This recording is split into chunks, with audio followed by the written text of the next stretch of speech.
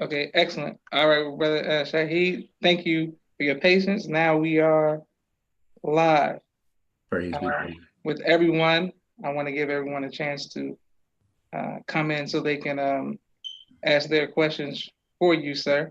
But Shahid, once again, this is a truly an honor uh, for myself and my family that you would take time out of your busy schedule to um, meet with us today, Brother Shahid, to talk with us on Off the Record about your life, your work, and your mission, Brother Shahid. And you are a great example of that.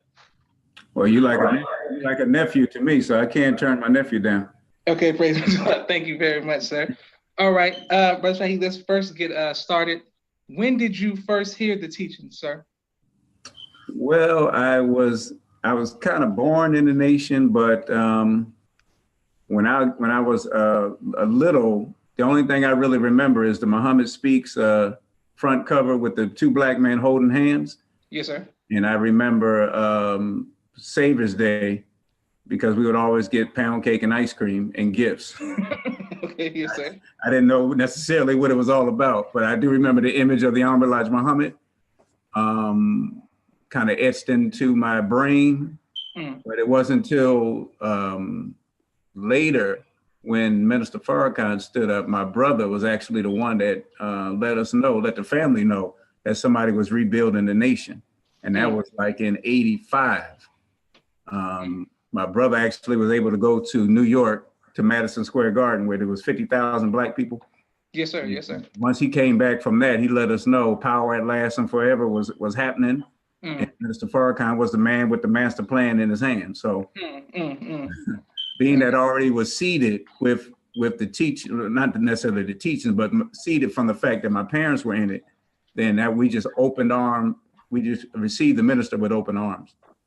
Okay, that's wonderful. Brother Shahid, that's what I'm saying. You know me my entire life, and you actually taught me in school, and I never knew that you were your parents were in the nation prior to, so I never knew any of this. That's powerful information. Yes, sir. Why did you decide to come in and join and try to help rebuild the nation? Man, it was just like, I mean, it wasn't no choice really.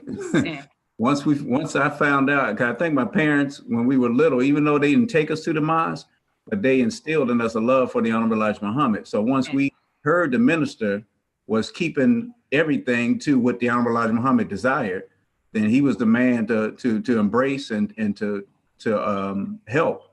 And I think Allah put something in me to just have a love for our people.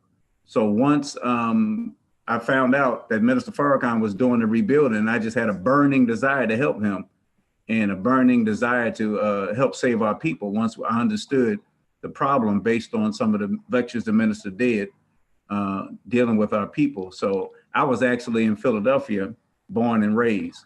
So Philadelphia was my hometown, and I got my ex in Camden, New Jersey, which if you know anything about Camden, is a little small city.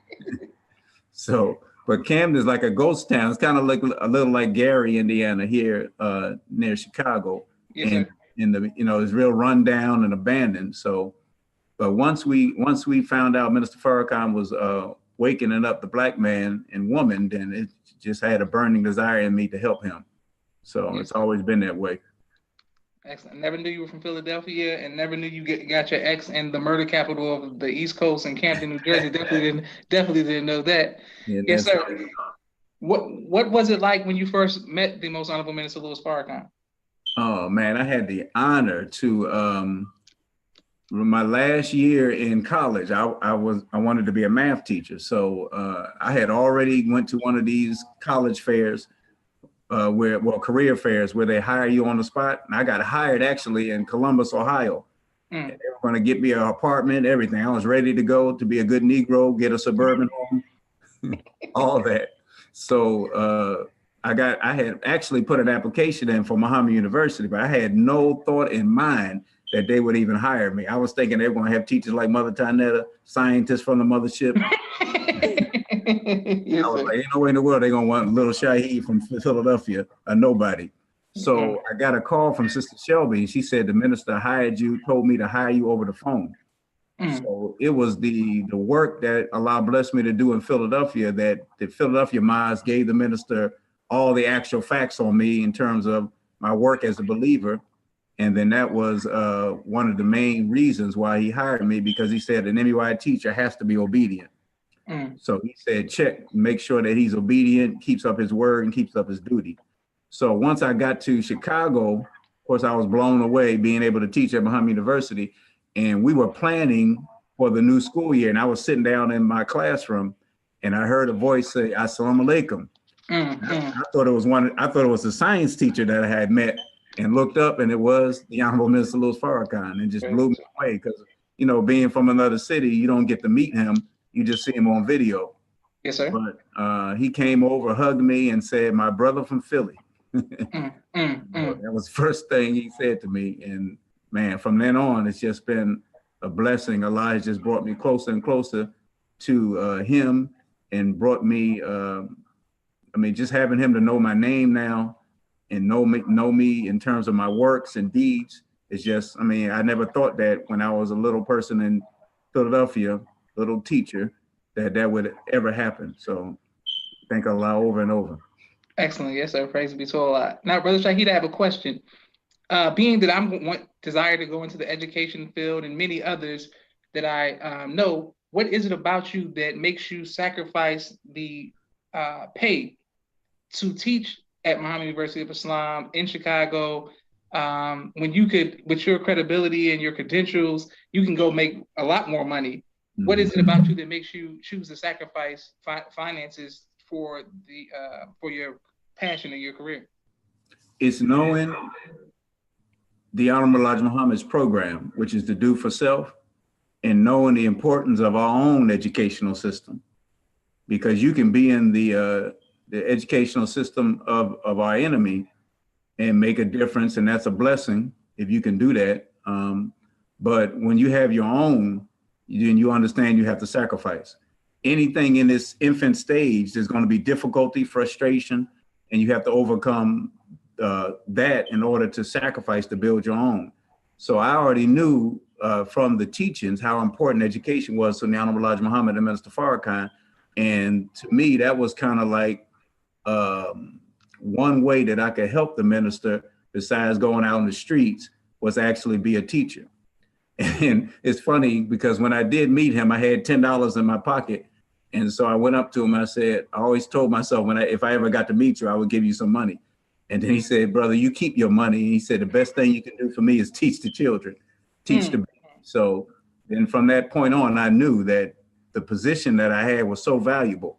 And then through the years, the minister would come and talk to the teachers, and he would let us know how important that post is, how important being a teacher is. Because if you look at Cuba, if you look at some of the other countries, teachers are held at one of the highest esteems, and the highest esteems of all professionals. It's only when you come to America that we look necessarily down upon. We're not up in a higher echelon of doctors and lawyers. But if you go to any other country that is a sound country, they have teachers as held up high, if not the highest. So the Honorable Minister Louis Farrakhan instilled in us, and it made me say, okay, well, I may not be getting the pay, but I'm getting other benefits from Allah, being that I'm teaching at his school, teaching his children. So there's so many other benefits. And then where else are you going to be at a school where Jesus walks through the hallways? Yes, sir. Yes, sir. Jesus has meetings with you. You know what I mean? So you trade the money and the benefits or whatever, because we don't necessarily have the benefits, but we get so many other benefits, Brother Joshua, that are unheard of anywhere else. So that kind of instilled in me a desire and a burning motivation to keep going. It was rough in those early years. How did you handle that when it was rough in the early years, sir? Man, I just did other things. I had my own little cleaning business, did things on the side, moonlighted, held post somewhere that was a paid post. I think I've cleaned the Final Call, I cleaned the school, I cleaned the mosque right after school. So I was doing other things to try to, compensate for that, because I had a family to feed. But we knew as teachers that we were there to sacrifice, and that things would get better. You know, and those are the early years when it was really rough. But now they're working hard. The Executive Council of the Nation of Islam, the Honorable Minister Farrakhan, to make sure that we're paid, you know, if not equal, as close as we can get with the money that the nation has to what other teachers make. So things have gotten better. Wonderful, sir. So I just want to be clear. So you're saying that you were a college graduate and that you would sacrifice and actually clean buildings to help take care of your family, though you could go somewhere else and get an education because you were focused on the mission of the Most Honorable Elijah Muhammad. Definitely. Because if you look at the way the minister came, you know, eating out of garbage cans, doing all that he did in his early years. So the little bit that we're asked to do is nothing in compared to what that man did to sacrifice for a whole nation. So I can sacrifice a little cash yes, sir. You know, to help teach at his school. Praise be to Allah. Walaikum salam. Miriam says, Assalamu alaikum. Brother Charles Redden says, the math doctor. Brother Dave Muhammad says, ASA. Brother Shahid. Brother James checking in from Monroe, Louisiana. Walaikum salam. Sister Tracy. Yes, sir. Okay, Brother Shahid. Now, I've seen, Sister Baranda says, all praise be to Allah. Excellent. Now, Brother Shahid, now I've seen your work ever since I was a child, in the streets, soldiering, working in Chicago, in the community. Now, what makes you go into the community, though you're an educated man and a teacher, what makes you constantly, I mean, you're still to this day going out into the streets trying to, resurrect the people in Chicago, which is, one of the most dangerous places in the world to live. What makes you? Man, in one of the roughest places. Yes, well, sir. It's the same drive that Master Farrakhan Muhammad had and has, Minister Farrakhan and the Honorable Elijah Muhammad, which is love for the people. Yes, sir. So when you tie yourselves to those three, then you have to, if you're a true follower and disciple, you have to have the same love that they have for us, for your people. So going out in the street to me is like taking a bath. If I don't do it, it's going to be some big trouble. So I got to go out in the street to save our people, to help the minister as much as I can, to help the Honorable Elijah Muhammad, because that's the main focus of the mission. It's the number one mission. So education is one arm of that resurrection mission, but the other arm is, like you said, to go out in the street and get our people and help them be raised up by the Honorable Elijah Muhammad and Minister Farrakhan. So, I mean, if you're a disciple and a follower, there's no choice. When you hear the minister keep stressing how important it is for us to get out in the street, and so whether I have a degree or not doesn't really mean anything, because, the real degree comes from Allah God. Yes, sir. And his blessing of us in terms of doing the work. So if that man can get out on the street at, I think it was 80, may have been 83, 82 when he went out. I think it was 2012 when he led the brothers in Chicago out and all across the nation. If that man can do it and take us out in the street, then we have no reason to have any excuse at all. Yes, sir. Excellent. I'm glad you brought that up, because that was actually one of my bullet points to ask you, sir. When we went into the community on following the Most Honorable Farrakhan's lead, he said that you wrote him a letter where you tried, where you told him, where you were asking him not to do it because you wanted to do it. You didn't want to put him out there in the streets because you felt that we should do that as the FOI before him. What made you write that letter, and what was the spirit behind that letter? Man, well, there was a letter before that letter. And the letter before that letter was before he actually took us out. I appealed to the minister and said that I am just frustrated with how we're not moving out as FOI in the streets as we should in record numbers. I'm talking about Chicago in particular. Yes, sir. And I had one of the sisters out in the street lost her 3-year-old to gunshot. They were spraying the block and they shot her 3-year-old little girl, and she died. And I was trying to find some brothers to go visit the sister, as we're taught to go comfort the family. And the only one I could find at that time was my son. So I took my son, we got a little fruit basket, and we went over to visit the sister just to let her know Minister Farrakhan, Nation of Islam loves you. We're here to support you. Let them know that we're not just asking them to come to the mosque, but we'll go to them and bring them, a love and service. So when I wrote the minister, I wrote him that note about us visiting the sister. So when I gave it to him, we were trying to get him to talk to the sister on the phone when he had all the ministers over at the palace. And he said, I told him what we did, that we gave her a fruit basket. He said, well, brother, she didn't need no fruit basket. She needed the fruit. And so the next day he went on Cliff Kelly's show because of what I told him in my letter, praise be to Allah. And he said, I'm taking the fruit out in the streets. Once he had mentioned that, I said, that's a damn shame that this man has to, all these years, this man has been out here for us, that he's now got to go out and take our behinds out because our rusty behinds won't get up and do what the hell we supposed to do. Yes, so that's when I wrote him a very humble letter. And I emphasize humble, letting him know that he should not have to do this. Yes, because we are supposed to get off our butts and do this. You done did every doggone thing. We need to get out here and do this. So he received the letter and he told me, as he said at that meeting, that he took the letter in the right spirit. I was thinking a lot because I didn't want to be found trying to tell him what to do. Yes, sir. Yes, that wasn't the spirit of it, but it didn't make no sense that he had to do that. But we found out later that he did that to get us out in the streets, that he was trying to motivate us. And that's how much the love that man has for our people, that he would sacrifice his own life, time, sweat, effort, and all that he's going through health-wise to take us out in the street. And that man spent hours out there walking those streets. For weeks, he did that. So I'm like, you know, what is the little bit that I'm doing compared to what this man has done? So, you know, if you're going to help a man, you help him with what the man's doing. If the man's painting a fence, you don't tell him, I want to clean your bathroom. That's not helping him. He needs somebody to help him paint the fence. So his work is the mission of going out and getting our people. So that's the number one work that I want to be found doing, the help of Allah.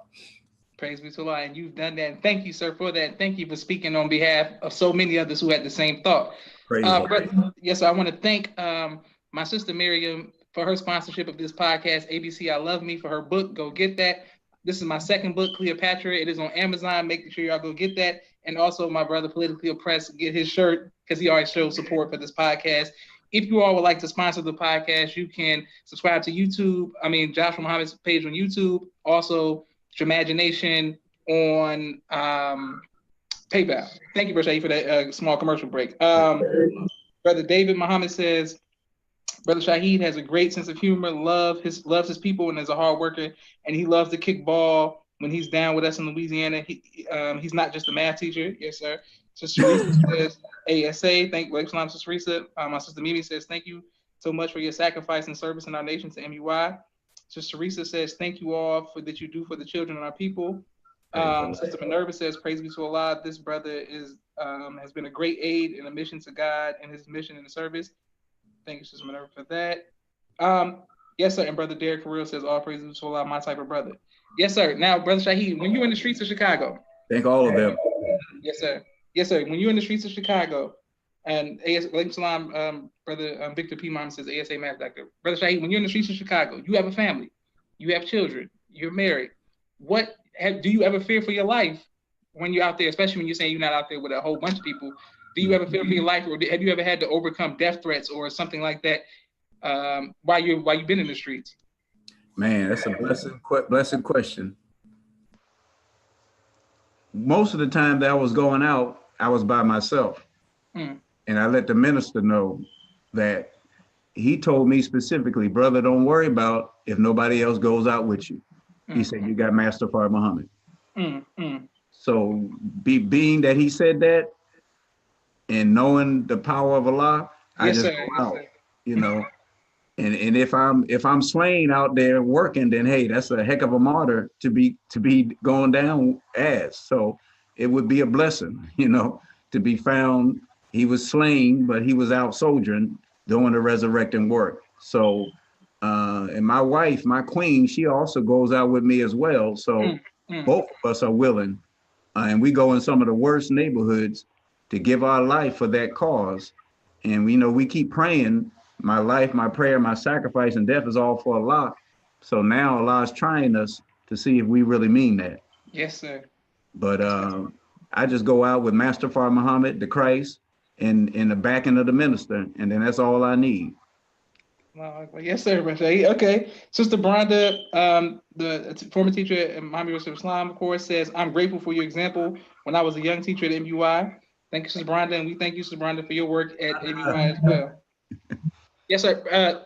Brother Shahid, what has been your greatest trial as being a minister so far? And how did you overcome that? Man, in the early 90s, I'm sure some of them probably still have the tape. I know they put it on YouTube. Yes, I accept the challenge. Boy, did I accept the damn challenge, boy. Yeah, yes, sir. We see the tape. back in the early 90s, you know, some people, when I tell them, they're like, I didn't know that was you. I said, yeah, that was me. But when I made the mistake of adding and taking away from the prayer, and the minister found out and came out that same night and then just raked me over the coal in front of the whole planet Earth, that had to be one of my greatest trials as a minister, because you learn quickly, be careful of trying something new.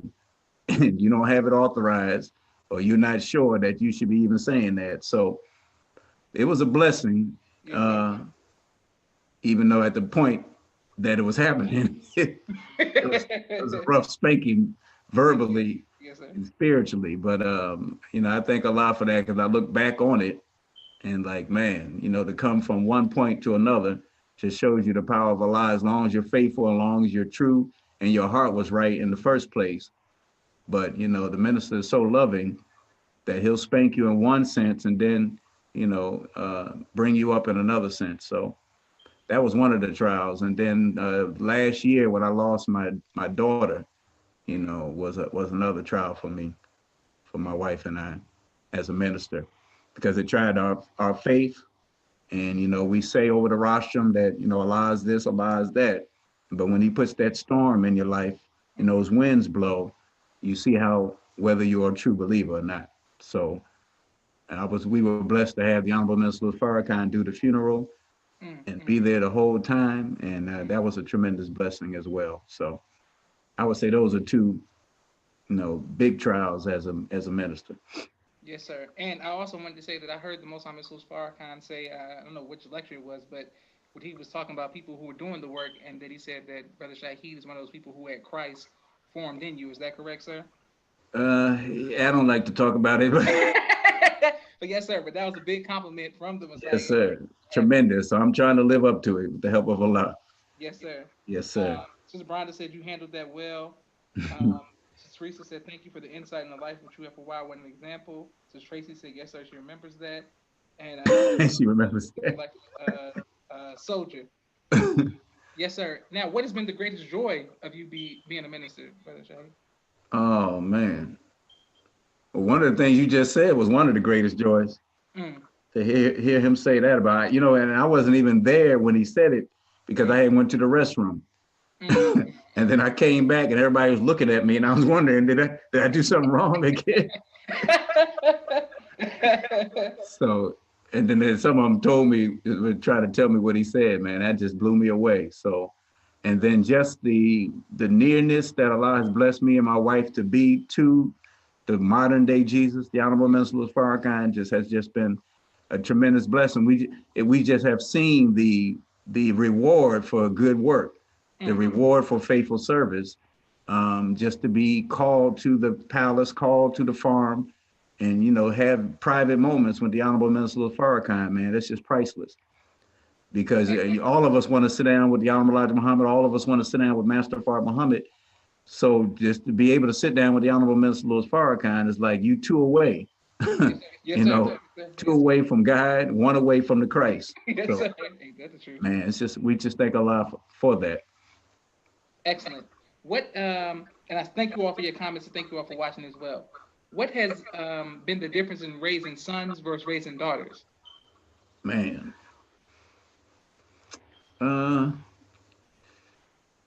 I say the difference is the son aspect is more on me, and I have to make sure that as I'm preparing the sons for what they're going to encounter in terms of being a man. Yes, sir. I have a biological son, and then I had sons that came from the marriage. Yes, and sir. it's always difficult, dealing with, you know, trying to blend families. Mm-hmm. So that has been, required some wisdom. I did the best I could. I don't know if I did the greatest, but um, those are trials when you bring in different families and try to bring them together. Yes, sir. Um, my daughter was from another marriage. Wasn't my biological daughter. She had her biological father, so that was trying to juggle between the two, um, trying to win the title of father or at least stepfather is Yes, sir. is, is always difficult. But you kind of try to be the if we listen to the Honorable Elijah Muhammad and Minister Farrakhan, then they give us all the guidance that we need in terms of parenting.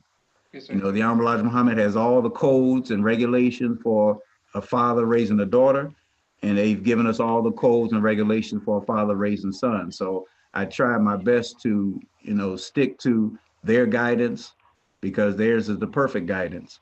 Of course, I made many, many mistakes, in both the daughter and my sons. Yes, sir. But I think if we follow the guidance that the Honorable Elijah Muhammad Minister Farrakhan gave us, I mean, it's in so many lectures, it's in books. So we have the guidance there for anybody that's about to go into that, whether you have a daughter, son, or both. So I would just say follow that guidance and do the best that you can. Yes, sir. Excellent. Brother Maurice Muhammad says, ASA, Brother Shahid, can you give advice on what to present as a love offering to those who've lost a loved one or tragedy in the streets when we visit them? Mm, that's a good question. Well, the minister said she needed the fruit. So, Mm, mm. but I would say if you have MGT and FOI there, and if you all can just come visit the family, and give them a hug, give them, some words from the Honorable Minister Farrakhan when he has done, services, funeral services, or Brother Minister Ishmael does a lot of funeral services, and has words that he gets from the Honorable Minister Farrakhan of healing. To me, that's some of the best gifts. Just your presence, the mere fact that you're there and you're not family, but you care as just a brother or sister. I think that would be one of the best gifts that you could give, because you give them a plant, you can give them a flower and all that. That's great. But the fact that you're there and you care, I think it would be a tremendous gift. Excellent. What advice would you give to future husbands, sir? Future husbands. I would say get all the series on marriage that the Honorable Minister Louis Farrakhan has given us. Um, I just brought on Brother Nuri today, and two of his books is dealing with marriage. So of course he's gotten the guidance from the Honorable Minister Louis Farrakhan that he put in his books. So he has one before I say I do and one after I say I do. I would get those books as well, and all the series that the Honorable Minister Louis Farrakhan has given us. I mean, you can't ask for better guidance. Anybody with a PhD, anybody with thousands of years of marriage can't give you what the Honorable Minister Farrakhan, because he's giving you God's solution and God's way of handling marriage and having a successful one. Excellent. Thank you, sir. And what personal advice has the Most High Messiah Farrakhan given you, if any, that you could share with us that helps you keep going um, for all of these years? Man. Hmm. I would say maybe not necessarily personal advice, but his example. Mm, Um, I mean, when you see him work and all that he does, and I was blessed to go to Cuba with him, and I was mm, blessed to go to the Navajo reservation with him.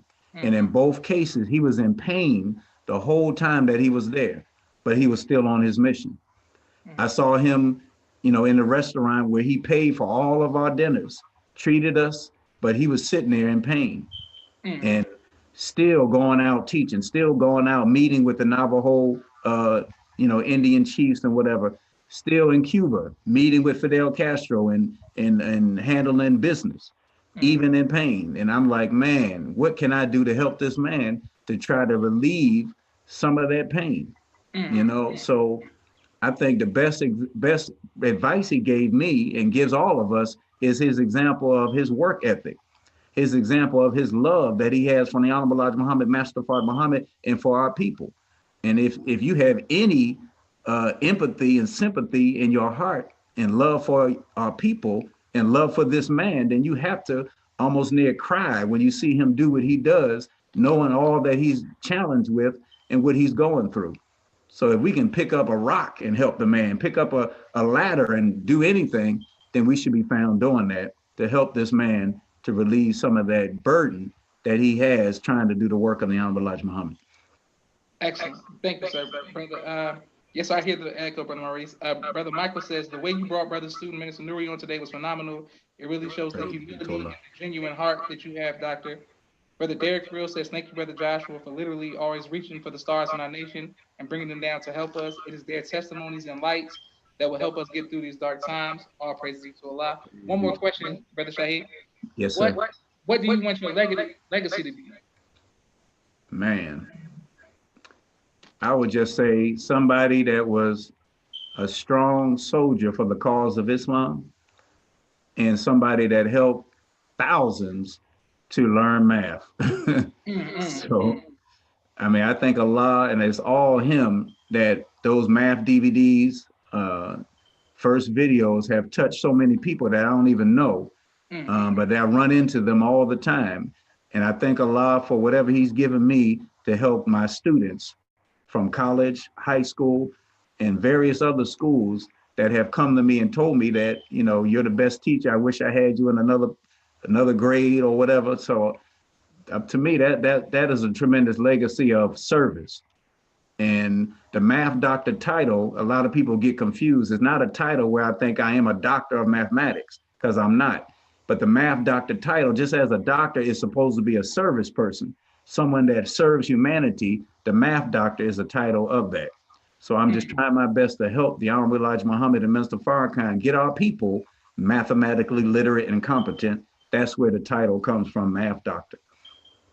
Yes, sir. Well, we thank you for that, and I thank you all for watching. Brother Shahid, on behalf of myself and my family, we love you, sir, and love you and your family. And thank you. You inspired me today. I'm sure you inspired others. Please continue to do the work, and we can pray for you while you're in those streets of the murder capital, Chicago. Doing the work. Thank you for the prayers, brother. Yes, sir.